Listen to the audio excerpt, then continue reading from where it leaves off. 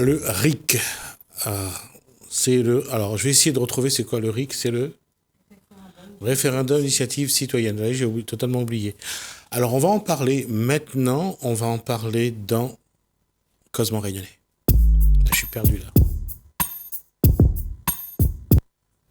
Alors, pour en parler, Agnès Delot, donc vice-présidente de ce mouvement, de cette association. Cette association, bonsoir. Et Éric Marcelli, qui va nous parler de ce qui s'est passé il y a quelques jours, donc, à la création d'une association à La Réunion, c'est ça ? Pas tout à fait, c'est un projet, tout simplement. D'accord. Donc, mais c'est surtout qu'on a reçu Agnès en tant que vice-présidente d'Objectif RIC à l'île de La Réunion pour nous parler de tout ce projet. Alors d'abord, on va essayer d'être le plus clair possible. Alors le RIC, c'est quoi ? Le référendum d'initiative citoyen. Ça a été lancé par les Gilets jaunes, mais au départ par Condorcet en 1793. Et c'était pas si loin que ça. Et au départ, si, c'est l'idée au départ. Alors Condorcet, à l'époque, le contexte était... Alors, le contexte, je ne le connais pas personnellement, je ne connais pas trop l'histoire, mais je sais que Condorcet a créé le DIP, le droit à l'initiative partagée à l'époque. Voilà. Populaire. Aujourd'hui, un référendum d'initiative citoyenne, ce serait de redonner la parole à la population. À la souveraineté au peuple. De redonner la souveraineté, le droit de reprendre le pouvoir, entre guillemets, grâce au choix de tous les types du RIC, parce qu'il en existe je vais couper court sur ce point. En tout cas, on sait que le gouvernement et le président Macron n'est pas pour une démocratie directe. C'est ça. Et comment vous allez vous positionner par rapport à ça ? Alors, l'association a été créée pendant le mouvement des Gilets jaunes, a été créée au mois de juin. Notre but, c'est de créer un texte de loi pour mettre le RIC en France, mais co-construit par l'ensemble des Français. Donc, notre projet était en 3 phases. La première phase, c'est la phase des auditions des partis politiques, des experts du RIC et des mouvements ou des gens qui ont travaillé sur des projets de RIC à leur façon. On a auditionné 25 personnes pour faire vraiment un état des lieux du RIC en France, en Europe, dans le monde, ce qui marche et ce qui ne marche pas. Des synthèses ont été créées, des vidéos de ces auditions sont sur notre chaîne YouTube d'Objectif RIC.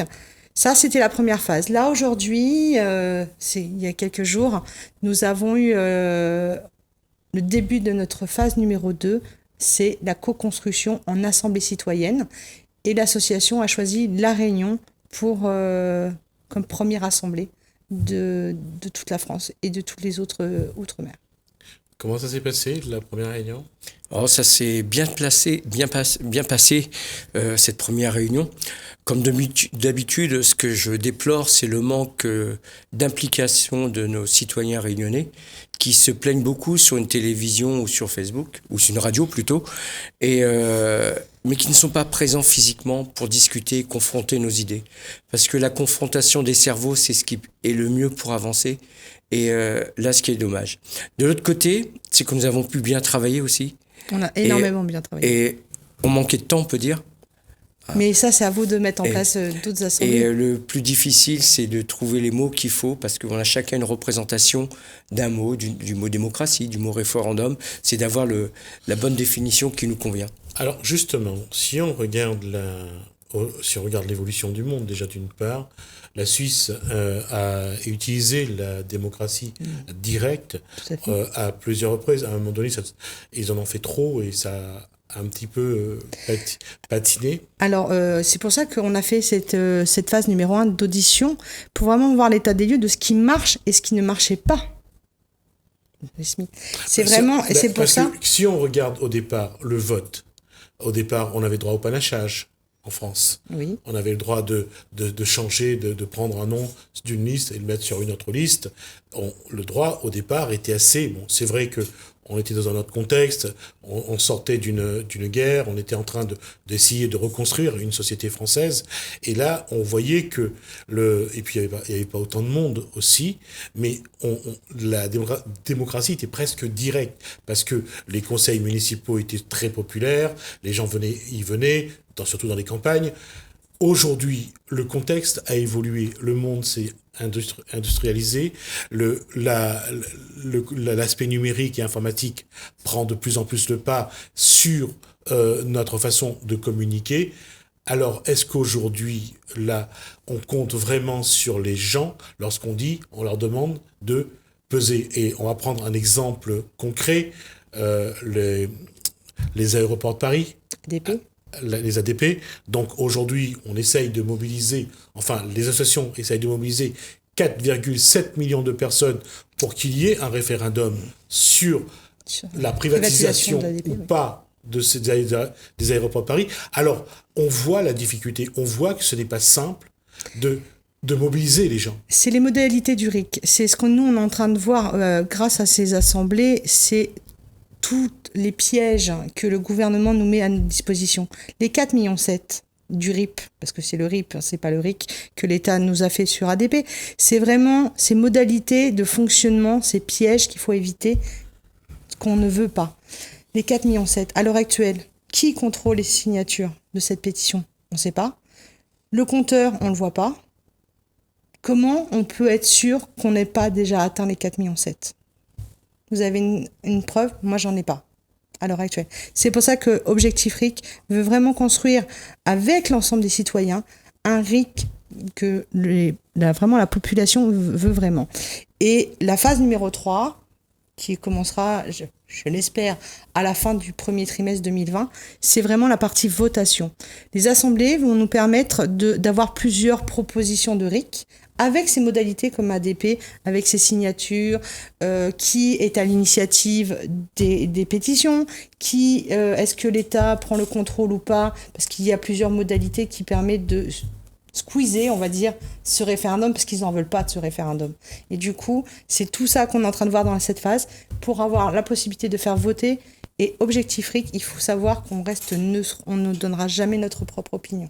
On est juste là pour mettre une méthodologie en place, la donner aux citoyens pour qu'ils puissent créer leur histoire, leur avenir. Aujourd'hui, Éric Marcilly, est-ce que ce serait quelque chose de bien que sur la construction d'une route, par exemple demain, si on veut faire un chemin de fer sur toute la Réunion, qu'on demande à la population s'ils en veulent ou pas? Mais à condition que cette décision ne soit pas simplement consultative, mais qu'elle soit décisionnaire. Le problème, on l'a bien vu en 2005 avec ce qui se passait pour l'Europe. On l'a bien vu. En 2005. Ah donc, oui, voilà, la population a dit non à l'Europe et puis... On va juste rappeler donc ce référendum. C'est une modalité que je disais qu'il faut vraiment étudier un RIC vraiment important pour être sûr de ne pas tomber dans les pièges du gouvernement. Le gouvernement, à l'heure actuelle, ne veut pas que la population prenne des décisions. Et je pense, ce que veut dire Jismi, c'est que vraiment, est-ce que à La Réunion, vous souhaitez ou pas prendre vos décisions? Ah mais bien sûr. Alors, bien sûr. Oui, mais je reviens à quelque chose. Regardez, en 2010, il y a eu donc les régionales. Oui. Vergès, juste avant, voulait proposer, était en train de mettre en place le tram-train, et Didier Robert est venu en disant « Nous allons travailler sur la route du littoral ». Ça a été un petit peu le jeu de savoir, la population allait choisir lequel des projets. Elle a choisi finalement Didier Robert. Oui. Et donc, on a rejeté le projet de tram-train. On est 10 ans plus tard, presque. Et aujourd'hui, tout le monde réclame un tram. Donc, la question, est-ce que la population sera suffisamment mature et en connaissance du projet, de la nécessité de tel ou tel projet, pour définir si demain, c'est tel projet qu'il faut prendre? Mais c'est là le problème, c'est que le Réunionnais est très fort pour parler derrière une radio, mais de venir sur le terrain pour signer un référendum ou autre, il ne se bouge pas. On le voit actuellement, tous les jours, on voit les grandes surfaces sont pleines toujours. On a vu pour cette route de littoral. Mais je pense aussi, surtout, c'est un projet personnel d'un homme qui veut laisser une trace sur l'île de la Réunion. Et je crois que cette trace, elle est mal laissée là en ce moment. Et on prend pas l'air avec nous, tout simplement. Il a décidé, ils ont décidé. C'est pour ça que j'aimerais que ce RIC, même oui, local, mais le RIC aussi, c'est une modalité du RIC. Oui. C'est aussi de pouvoir mettre en place une pétition et après un temps de débat. Et je pense que si vous aviez eu à l'époque ce temps de débat plus long, je sais que vous étiez pressé par le temps parce que c'est vrai qu'apparemment les routes sont gorgées, encombrées à l'île de la Réunion. Je pense que ce délai de temps de débat, vous ne l'avez pas eu suffisamment pour prendre la bonne décision à ils l'ont l'époque. pas mis Et en du place. coup, maintenant, vous avez ces problèmes-là. Ah, ils l'ont pas mis en place. Il n'y a pas eu de vraie discussion. Non, il n'y a plus. pas eu du tout. Il y a eu des consultations. D'accord. C'est tout. Mais généralement, ces consultations amènent très peu de monde, et très peu de monde s'y intéresse, parce que pour beaucoup, et même pour ceux qui sont disant qui ont des diplômes, aller discuter de la marée, de tout ce qui est pont, de la route, où on ne connaît rien, on a l'air plutôt d'un... Alors, vous pensez rien y connaître. Le problème, c'est ça. C'est qu'à l'heure actuelle, en France, tous les gouvernements, tous les départements, vous pensez, et tous les, on va dire, les politiciens... C'est pas ce que je pense. Non, j'ai bien compris. J'ai bien compris. C'est ce que beaucoup se disent. Voilà, mais du coup, et c'est peut-être là aussi... un aspect du RIC que les citoyens français veulent mettre en place, c'est aussi peut-être l'éducation civisme, de remettre l'éducation civisme pour que les gens s'aperçoivent qu'en fin de compte, on n'est pas des ignares. Le gouvernement, à l'heure actuelle, nous fait passer pour des ignares, comme quoi eux, ils sortent de l'ENA, qui sont capables de prendre des positions. Et voilà. Et donc là, c'est reprendre le pouvoir au pouvoir. On n'est pas si... La question, elle est simple. Je veux dire, si jamais on parle des ponts et chaussées aujourd'hui, on a l'impression que c'est nous parler de quelque chose qui nous est quand même assez loin. Il ne faut pas non plus négliger ça. Et c'est vrai, faire une réunion, aller dans des réunions pour parler politique, que lorsqu'on parle du PLU, lorsqu'on parle de ces règles de gestion et de loi, il y en a beaucoup qui sont à côté, et je peux comprendre. Parfois, pour lire un pavé comme ça sur une délibération, il faut avoir envie. Oui, je suis d'accord avec vous. Mais c'est peut-être aussi parce que nous, citoyens, on n'a pas encore pris le pouvoir sur ces réunions. Si on simplifiait tous ces mots qui sont si compliqués, ces pavés si gros, peut-être que la population aurait encore plus envie de venir à ces réunions. Et c'est ça aussi, c'est peut-être simplifier ce travail, ou simplifier d'un côté, ou éduquer les gens à tous ces travaux. Parce que ce que je dis là, pour la population, c'est vrai également pour beaucoup d'élus de conseils municipaux. Là-dedans, vous avez des gens qui n'ont pas beaucoup d'instruction, de savoir, et c'est vrai que quand parfois on discute, ils sont absents. Et je l'ai vécu, moi j'ai vécu ça en tant qu'élève dans les conseils d'administration, il y a des choses qui nous passent au-dessus. Et c'est vrai dans les conseils municipaux. Alors si les élus, ceux qui sont payés pour le faire, ne le font pas correctement, imaginez pour ceux qui travaillent, qui ont déjà beaucoup de choses à faire, de prendre un samedi de temps en temps, de venir échanger. Et je ne sais pas si c'est là-dessus, Éric Marcelli va être pour ou contre, mais regardez dans les réunions que vous faites dans votre syndicat, quand il y a des chefs d'entreprise, il y en a qui sont totalement absents, quoi. Ils sont à la rue, ils connaissent, c'est-à-dire des hommes de terrain, mais ils ne sont pas des hommes de loi. Et dès qu'on leur présente ce qui est obligatoire, mais je n'étais pas au courant, je ne le savais pas. Et je reviens sur le référendum. On a eu dernièrement un référendum sur la route des Géraniums, oui, qui devait traverser au tampon. Oui, c'était un projet de région. Un projet de région, toujours. Et on a eu d'autres discussions sur ce plateau, d'ailleurs, oui, avec entre autres Éric Marvillier, qui voulait plus d'explications sur ce projet. Et d'un coup, lorsqu'il a fallu refaire une consultation, oui, ils ont tout simplement retiré le projet, et que ce projet aujourd'hui n'est plus. Et la question, ça va être quel projet sera proposé de nouveau au tamponné pour relier Bellevue au centre-ville. Exactement. Et puis on a la même chose sur Saint-Leu avec les Roches de la Carrière. Ah oui. Pareil, même chose. Ben, ces projets, le problème des carrières à La Réunion, on n'a pas posé le problème, on n'a pas posé la question à la population. C'était une question pour Saint-André, à Dioré, Oui. une question pour Saint-Leu, non, pour les Avirons, donc c'était la ravine. À Saint-Leu aussi. Saint-Leu et les avirons qui étaient touchés. Et puis il y avait aussi la question de Saint-Joseph au départ, qui a donc créé le conflit entre Didier Robert et le maire de Saint-Joseph, Patrick Le Breton. Patrick. Donc la question aujourd'hui, c'est qui maîtrise quoi et qui peut discuter avec quoi. Lorsqu'on parle d'un référendum d'initiative citoyenne, mais est-ce que les gens vont savoir pourquoi ils vont voter ? Alors, c'est bien pour ça que Objectif est là, c'est vraiment de créer le RIC que la population veut.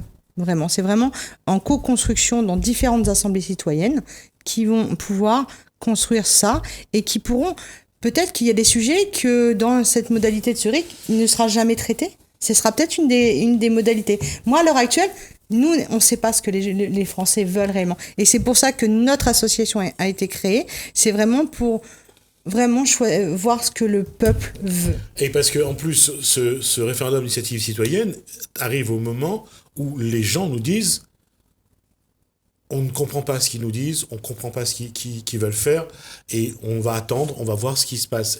Et après, ça leur donne le droit de crier dessus, parce que c'est pas ce qu'ils veulent, ou alors c'est pas bon. Mais au départ, ils veulent pas s'intéresser à ça. Et c'est là, à l'heure actuelle, on voit qu'il y a un engouement quand même. Il y a un engouement ? Ouais, moi je trouve. Moi franchement, sincèrement, j'étais... Eric est peut-être un peu déçu, mais moi j'étais ravie de voir autant de monde à cette assemblée, quoi. Des jeunes, des plus... De tout âge, vraiment de tout âge. Des jeunes de 18 ans, 20 ans, non, Non, pas il y du avait tout. plus à partir de 30 ans. Voilà. De Plus à 30 partir de 30 ans, jusqu'à 80 ans. 80 ans, voire plus. Ouais. Mais ce qui est dommage, c'est que on parle d'éducation civique et on a raison de remettre ça dans le RIC, l'éducation civique, parce que les jeunes ne s'intéressent pas à la politique. Et je rappelle que la politique, c'est s'occuper de la vie de la cité, comme une politique sportive et tout ça. Donc ces mots ont été galvaudés par nos politiques, ils ont sali ces mots qui donnaient du sens en fin de compte. Et il faut redonner du sens à notre vocabulaire. Et ça, comme pour le mot représentant, comme pour le mot leader, et ainsi de suite. Et le RIC va permettre tout ça, à libérer la parole aux gens. Et c'est ça qui a été bien, que j'ai apprécié samedi. Le plus dur était pour moi, comme facilitateur, de fermer la bouche.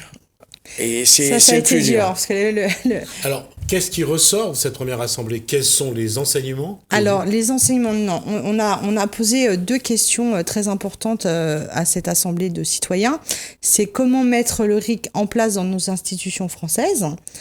Et la deuxième question, c'était les règles fondamentales du RIC, ce qui doit être et ne pas être.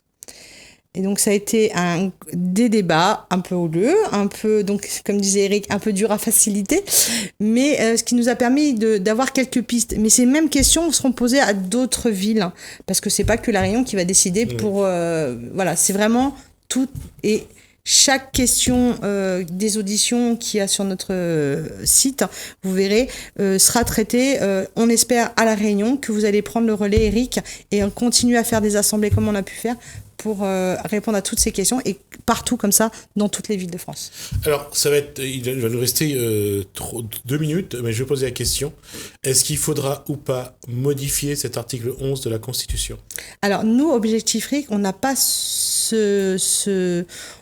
juste rappeler que l'article 11 de la Constitution, c'est ce qui permet à l'État, au gouvernement, de faire un référendum, comme en 2005. Nous, l'association, on veut mettre le RIC en place sans changer la Constitution. Mais pourquoi pas, si on n'y arrive pas, nous, continuer le combat d'Étienne Chouard. On est tous, on n'est pas des concurrents, on est tous dans la même but, avoir le RIC en France. Donc la question, c'est de dire aujourd'hui comment redonner la parole au peuple tout en restant dans la Constitution. Le RIC avec un texte de loi co-construit nationalement. Le gouvernement pourrait... À l'heure actuelle, on a auditionné les partis politiques. Donc, ayant auditionné les partis politiques, ils sont déjà un peu investis dans notre projet. Donc, je pense qu'en se battant réellement, on y arrivera. Les partis politiques sont prêts à laisser un peu de l'Est à la population ? Sincèrement, allez voir les auditions sur notre chaîne YouTube objectif-ric.org, ça c'est notre site internet. Allez voir notre chaîne et vous allez voir, il y a déjà 7 vidéos des auditions. On en a encore jusqu'à 25 à diffuser. On a besoin d'argent, de monde et n'hésitez pas à aller voir. D'accord. En 30 secondes, vous faites partie de ceux qui disent que les politiques est en train de reprendre la parole aux citoyens. C'est toujours vrai ou pas? À La Réunion, oui, c'est toujours vrai. D'accord. À La Réunion, oui. Ils les achètent maintenant. Alors, on va en rester là. On y reviendra après. On le développera. En tout cas, merci. Merci à vous. Donc, vice-présidente d'association donc RIC, Objectif RIC, et merci donc également à Éric Marcelli donc qui a participé à cette réunion. Merci à vous. Je crois que j'en ai terminé pour ce soir. Merci à vous de nous avoir suivis. Merci Hélène, merci François et merci Marie-Sylvie. Je vous souhaite une très belle soirée.